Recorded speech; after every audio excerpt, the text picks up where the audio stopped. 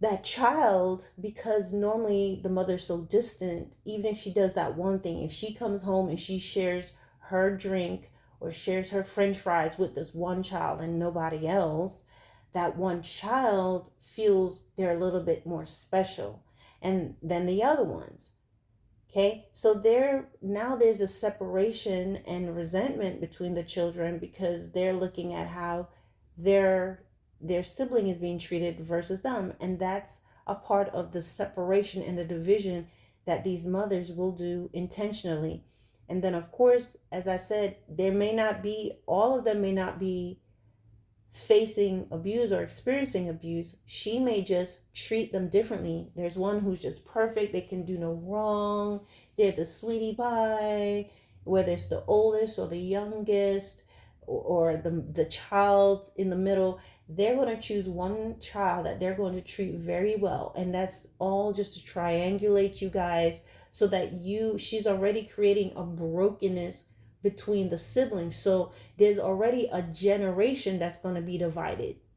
Okay, so instead of the brothers and sisters, or brothers, all sisters being close because of how she is treating them differently, she's already causing separation for the next generation. That means when those children, you and your siblings, you have children, there's always going to be this division, the separation of who's better, who is treated differently, or not being close because of what she's done.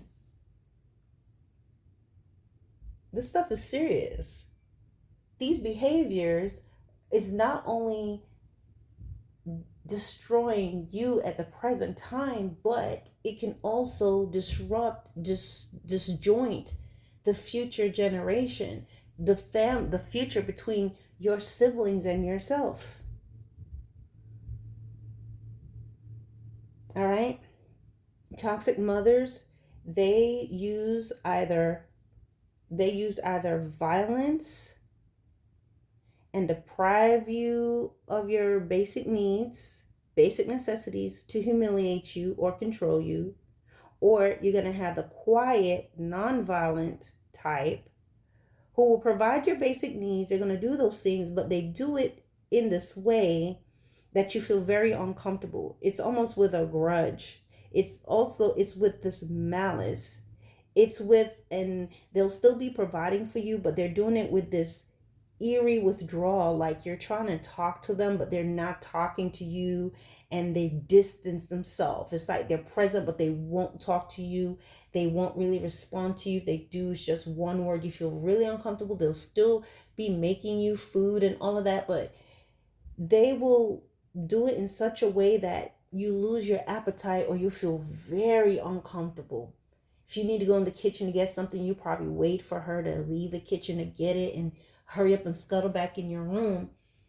Because again, there's that manipulation there, the maliciousness is there. All right, that malice is there. That malice, yeah, just this grudge, and they want to punish you by withdrawing from you and stonewalling you. So again, there's some that they'll outright beat you up, yell and scream at you, do all these things, do wicked things to you. And then you have the one that just looks calm, looks beautiful. They don't say anything. They're not violent, but they're doing a whole lot. And you can feel it. And these are the ones, again, very hard to catch them. Okay, I don't know if you've ever had a supervisor that's like that, who is doing a lot of underhanded things, but they're hard to catch because they do it in this stealth mode. It's passive aggressive. That's the word that I'm looking for. So toxic mothers can manifest in different ways.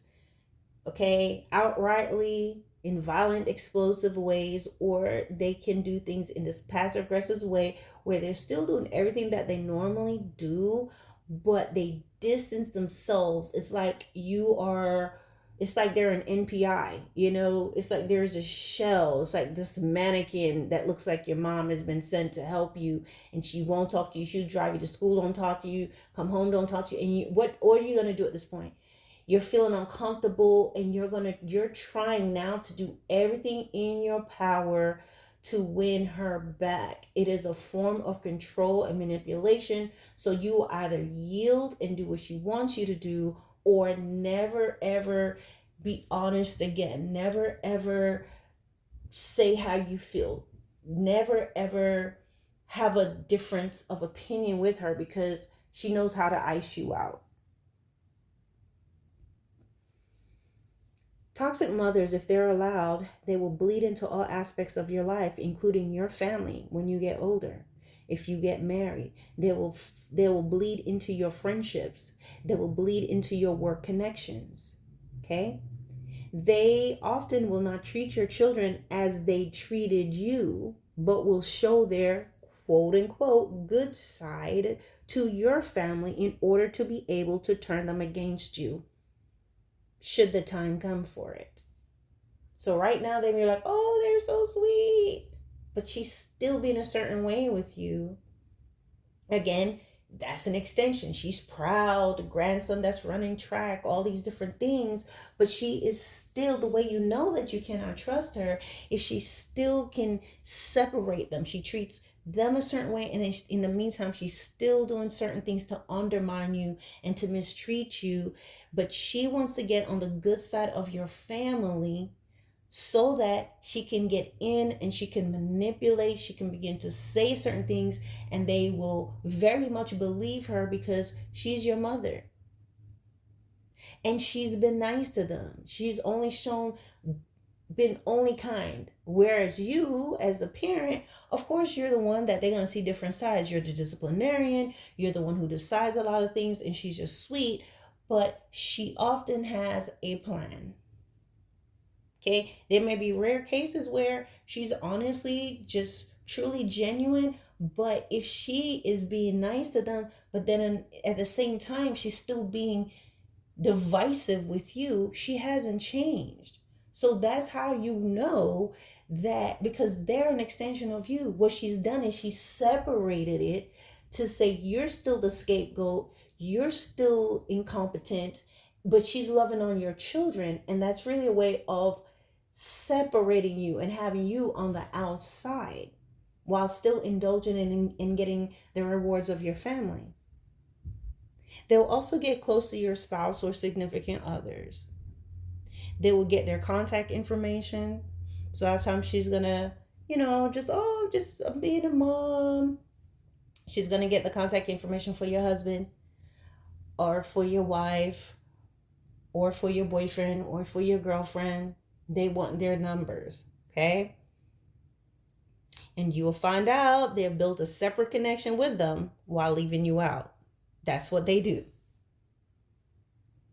They will build a whole connection with your husband. They'll be calling them. They'll call them and talk to them on the phone, and more than they'll talk to you.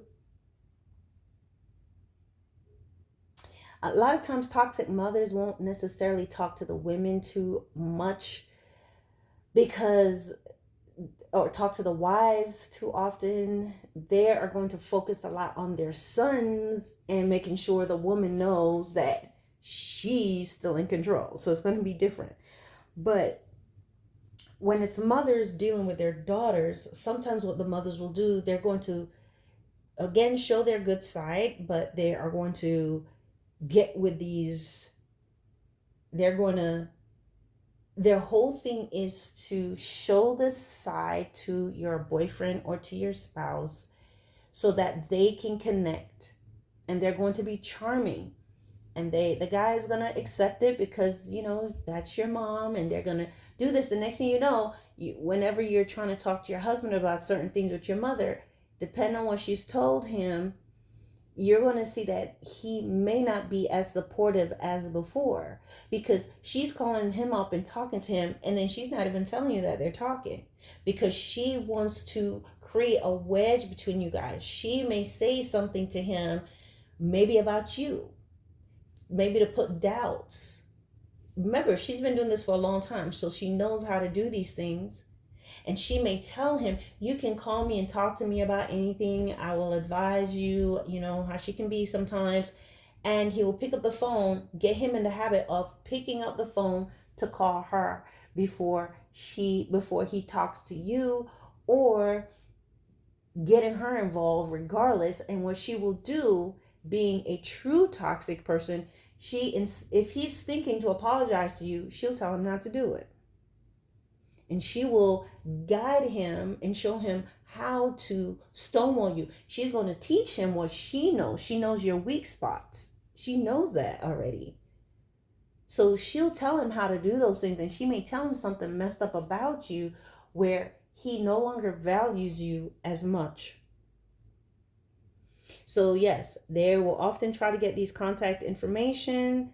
And before you know it, you're going to find out, most likely, she's going to say something at some point to make you know that, yeah, I got his number, or, oh, we went to lunch.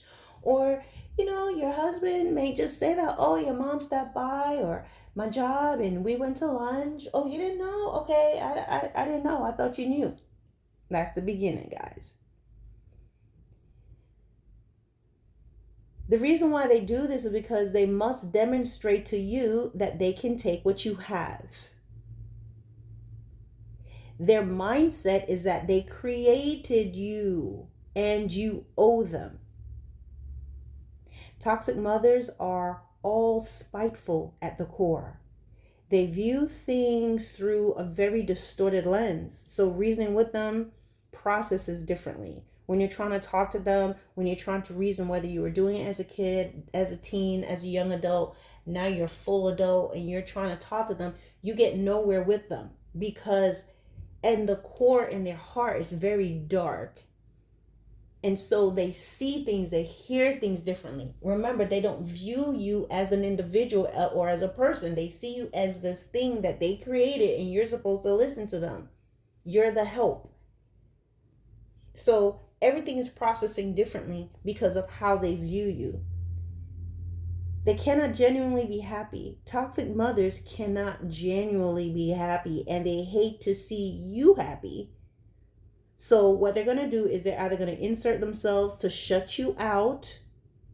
So they insert themselves into whatever it is, whether it's with your work colleagues, whether it's with your friends, whether it's with your organization, things that you have done, people who are around you that respect you and love you, your boyfriend, your girlfriend, your husband, your wife, they are going to insert themselves in there. When they see you happy and see people celebrating you, they have to insert themselves to shut you out, or they're going to take that opportunity to say something very offhanded about you, or they're going to show up to your function that's supposed to be all about you, a promotion party or something like that, and they'll show up like a wet blanket, and they'll be floating around like a cloud, or saying something that will embarrass you, and you are going to get triggered, and you're going to see that look on their face, and you know, oh, let me go check on my mom, let me do this, let me do that, and you can't enjoy your evening because she's sitting there spoiling it, inserting herself.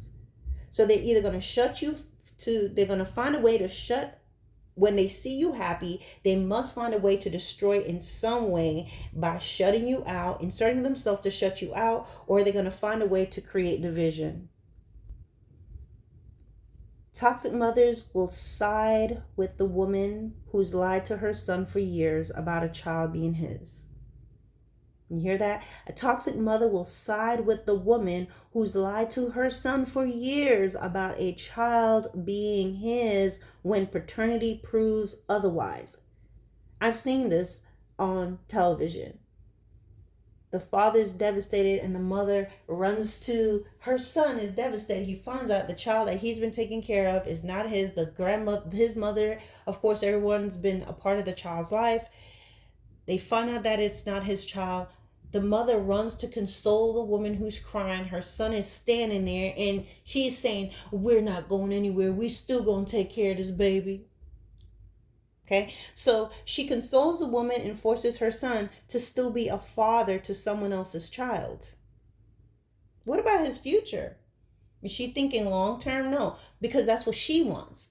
It doesn't matter.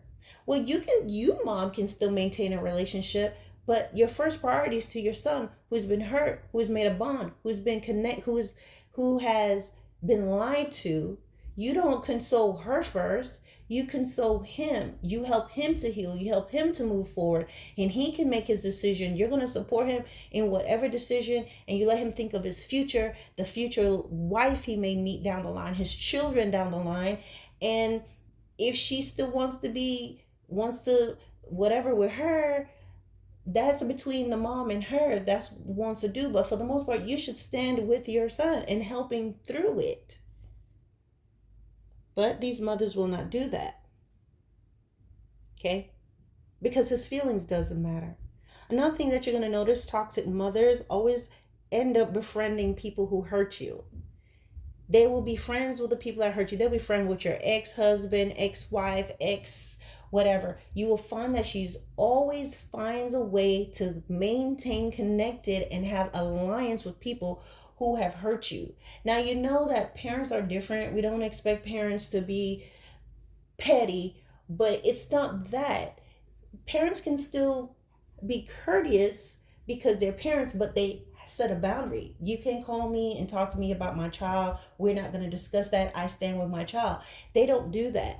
It's like they seek them out and they'll let you know that they talk to them and they do these things. The reason why they can bond with your enemies and people who turn against you is because they have things in common. They have your hurt in common. They enjoy seeing you hurt. So the mother wants to call them up and hear what they have to say, and it gives her pleasure to hear it. It feeds that resentment that she has towards you.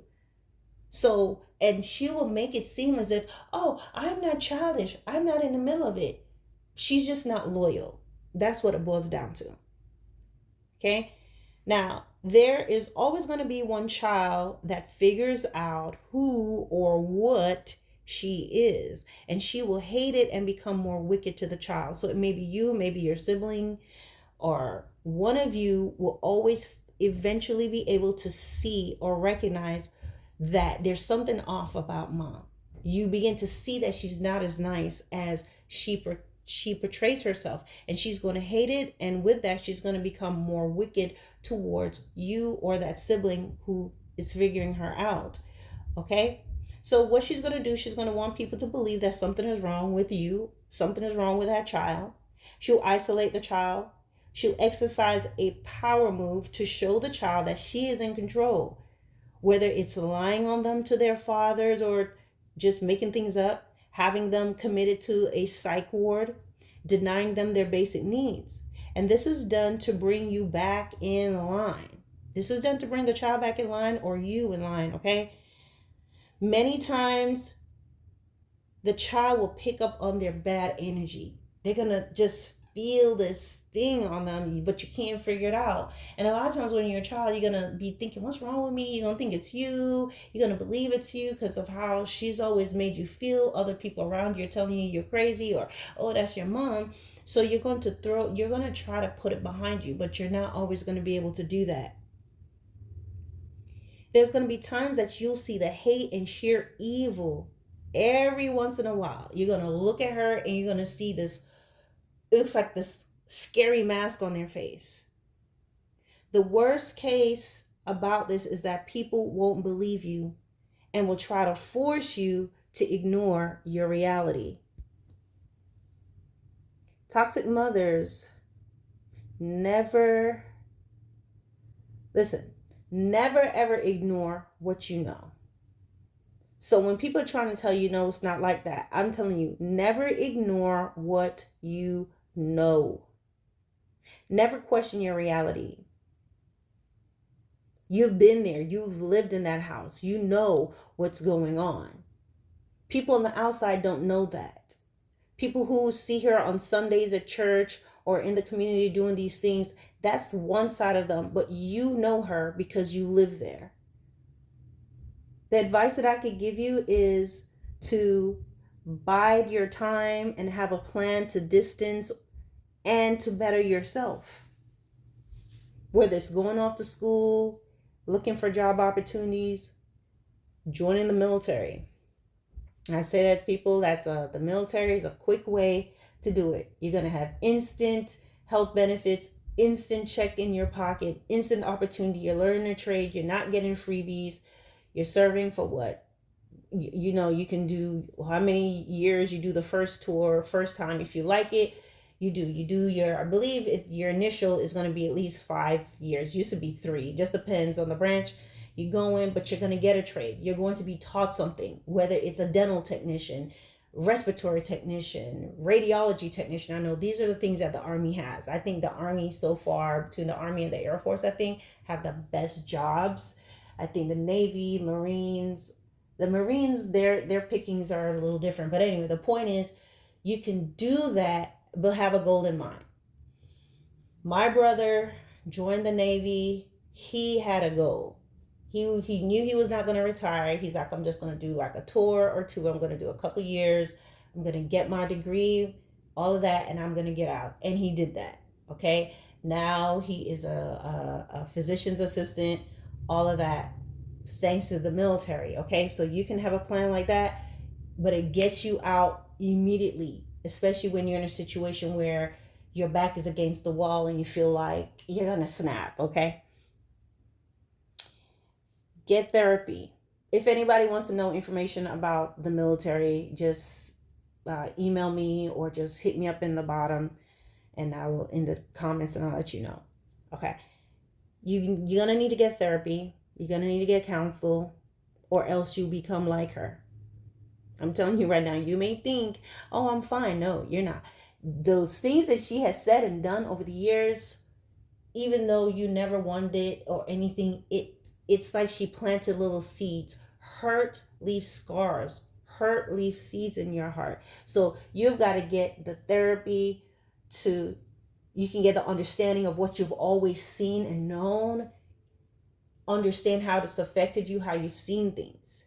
Okay? If you don't, you're going to become like her. You won't have good relationships because certain things you're just going to trigger you, and oftentimes it's not reality, but because of how she's treated you and what she's done, you're going to process things differently because you've been in this sort of environment. It's sort of like a person that's used to being abused or hit. If you raise your hand to scratch your head and they're right near you, they cower down because they expect to be hit. So you may respond in ways that's not really called for because you still have this, you're still reactive because you haven't healed.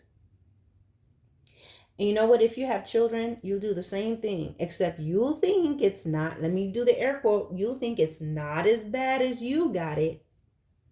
And for that, I have to ask you, does that sound familiar? Toxic mothers know what they're doing. They have simply become entitled. Distancing yourself, it's not about being evil, but it is to give yourself peace and healing. It's to protect your family, your generation, your lineage. It's to show them something healthy, something different, to give them peace. It's to navigate, you're going to have to navigate how to have that talk with your children when the time comes, because they may say, well, where's grandma? Where's this? Where's that? Right? So later on down the line, when that time comes, you have to just kind of navigate and figure out how you can talk to your child or to your children about your decision without being, emotional or with too much venom. You need to get counsel, get the therapy, and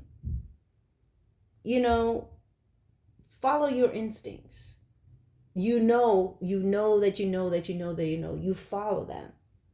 And last but not least, before I go, we're going to talk about forgiveness and why that is key. I know this is the F word nobody wants to hear. You have to realize that hate and anger created the toxic mother that you experienced. Something happened to her at some point. And hate, probably unforgiveness, anger created her. If you don't learn how to forgive, you'll become her you're going to become like her in some way, form, or fashion.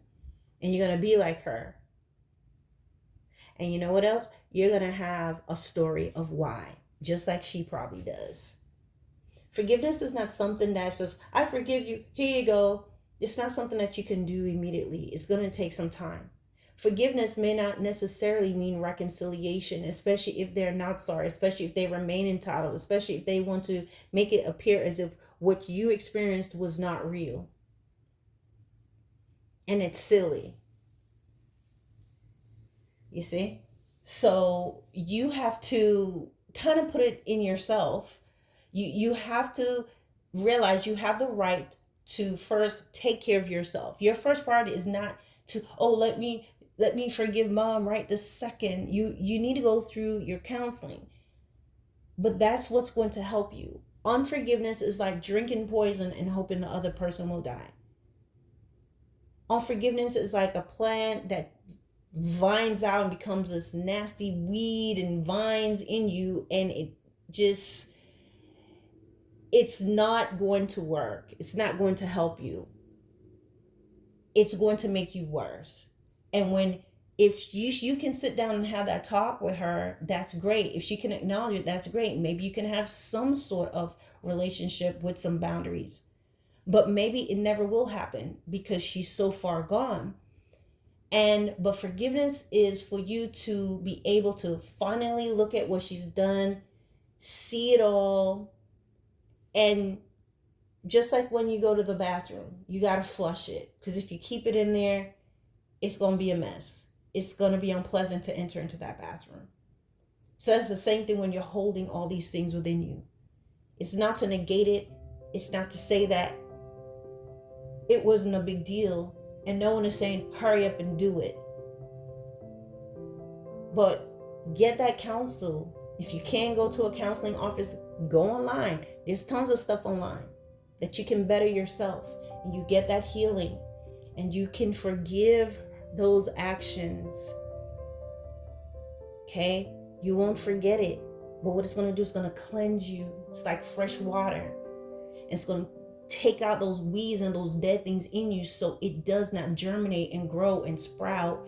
And then you are now grabbing the baton of toxicity that she handed to you unwillingly. You didn't want that. You hand that to your children. And again, as I said, you're going to have a reason why. You're going to be talking about all you went through. And you're going to say, I'm not doing you guys as bad as I got it. But as I said before in another video, a burn is a burn is a burn. Whether it's a 1st degree, 2nd, or 3rd degree burn, it is still a burn.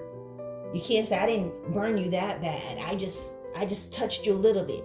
That is unacceptable. It is still hurt.